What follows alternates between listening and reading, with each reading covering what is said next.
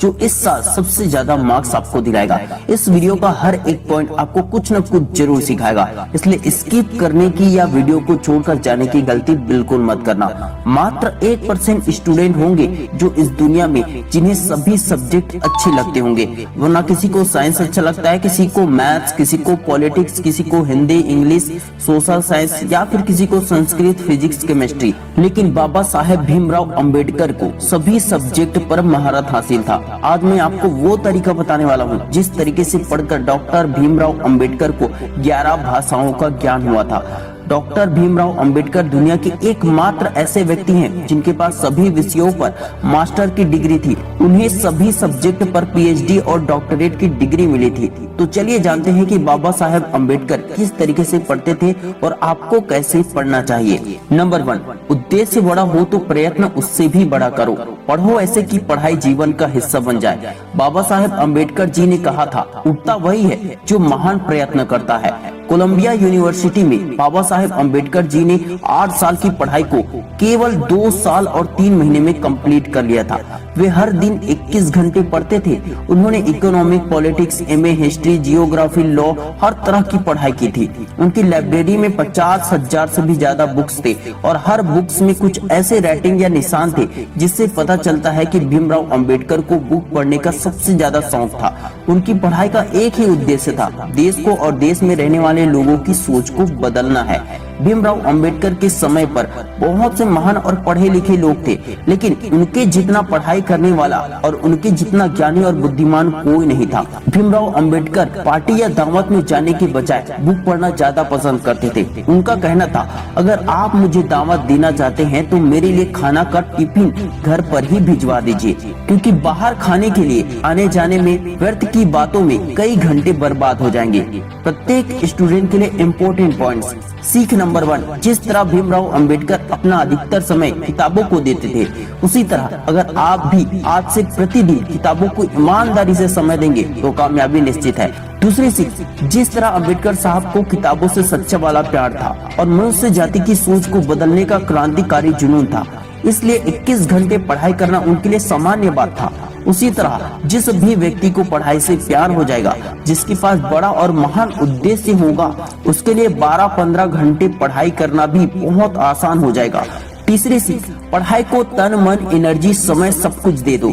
एक दिन यही पढ़ाई तुम्हें ब्याज के साथ सब कुछ वापस करेगा। अंबेडकर जी ने कहा था, शिक्षा वह शेरनी का दूध है जो पिएगा वो दहाड़ेगा। शिक्षा अच्छों को आपके सामने झुका सकता है। चौथी सीख, समय व्यर्थ करने वाले काम के लिए बहाने बना दो, कोई बात नहीं, लेकिन पढ़ाई जैसे इम्पोर्टेंट काम के लिए कभी भी बहाना मत बनाओ। Number 2, don't be distracted, just focus on your strength. Baba Saheb Ambedkar ने कहा था, परेशानी तो तब है जब आपको परेशानी से निपटना नहीं आता। डिस्ट्रैक्शन पहले भी था, आज भी है और फ्यूचर में भी रहेगा। 90% स्टूडेंट डिस्ट्रैक्शन के कारण पढ़ नहीं पाते और पढ़ा हुआ याद नहीं रख पाते। वे बहुत ही जल्दी हार मान लेते हैं। बाबा साहब अंबेडकर को हर जगह तिरस्कार और अपमान मिला, लेकिन अंबेडकर साहब का पूरा ध्यान पढ़ाई की तरफ, ज्ञान को बढ़ाने की तरफ था। उन्होंने शिकायत और चिंता करने के बजाय अपनी एनर्जी, अपनी ऊर्जा, अपनी फोकस, अपने टाइम को सिर्फ लक्ष्य पर लगाया। वे चाहते तो अपनी जाति के अन्य लोगों की तरह ही तिरस्कार को ही अपना किस्मत मान सकते थे, लेकिन उन्होंने बदलाव के बारे में सोचा भी और सच में बदलाव लाया भी। अगर वे अपने टाइम और अपनी एनर्जी को वेस्ट करते तो वे भटक जाते। वे कभी भी वो काम नहीं कर पाते जिस काम के लिए आज पूरी दुनिया उनको नमन करती है। सीखने वाली इम्पोर्टेंट पॉइंट, पहली सीख, शिकायतें नहीं, मेहनत करो, कामयाबी के लिए रास्ते खुलते चले जाएंगे। दूसरी सीख, ध्यान कभी भी प्रॉब्लम पर या भटकाने वाली चीजों की तरफ मत ले जाओ, अपना सारा ध्यान सॉल्यूशन पर लगाओ। तीसरी सीख, कभी भी कम नंबर आए तो उसे किस्मत मानकर स्वीकार मत करो। गरीबी या किसी भी चीज को किस्मत मानकर स्वीकार मत करो, बल्कि अगले बार उसे बदलने के लिए मेहनत करो। नंबर 3, पढ़ाई में कमी कहाँ हो रही है उसे पूरा करो। टेस्ट, एग्जाम, रिवीजन, इन सभी से पता चल जाता है कि तैयारी कितना दूध में है और कितना पानी में है। अर्थात आपको पूरी तरह शुद्ध दूध के लिए 100% रिजल्ट के लिए 95% रिजल्ट के लिए और ज्यादा मेहनत करने की जरूरत होगी। एक ही बुक को 4 बार पढ़ने वाले स्टूडेंट कभी नहीं कहते कि तैयारी पूरी हो गई है, बल्कि अंतिम क्षणों तक तैयारी करते रहते हैं। अगर आपको किसी चीज के बारे में कुछ पता ना हो तो इसमें कोई बुराई नहीं है, क्योंकि जब आपको सीखने पढ़ने मिल जाएगा, जानने को मिल जाएगा, तो आप जान जाएंगे। ज्ञान की कमी होना बुरा नहीं है, लेकिन आपको अपनी कमी का ज्ञान होना बहुत जरूरी है। कहते हैं अधजल गगरी छलकत जाए। अधूरा ज्ञान खतरनाक होता है, क्योंकि अधूरी जानकारी में कुछ भी जोड़ तोड़ कर पेश किया जा सकता है, जो बर्बादी का कारण भी बन सकता है। बाबा साहेब अम्बेडकर विदेश से पढ़ने के बाद भारत आए तो उन्होंने जहां नौकरी ज्वाइन की, वहां का पियून तक उसे पानी पिलाने से दूर भागता था। बाबा साहेब को छुआछूत और नीच जात के नाम पर बचपन में बहुत ज्यादा तिरस्कार तो सहना ही पड़ा। इसके अलावा वे जहां जहां पर नौकरी करने जाते थे, उन्हें छुआछूत और हीन दृष्टि से देखा जाता था। लेकिन बाबा साहेब अम्बेडकर जहां भी जाते थे, उन्हें इस बात का एहसास हो जाता था कि उनकी शिक्षा में कोई न कोई कमी जरूर है, इसलिए वे अपनी पढ़ाई में और ज्यादा ध्यान देते थे। हर बार वे अपनी ताकत को बढ़ा लेते थे। उनके काम करने की जगहों में बार बार बदलाव हुआ। उन्होंने हर जगह कुछ न कुछ कमी सहन किया। हर बार वे और ज्यादा एकाग्रता के साथ और ज्यादा मेहनत करते थे, जिसके कारण वे और भी ज्यादा निखर जाते थे।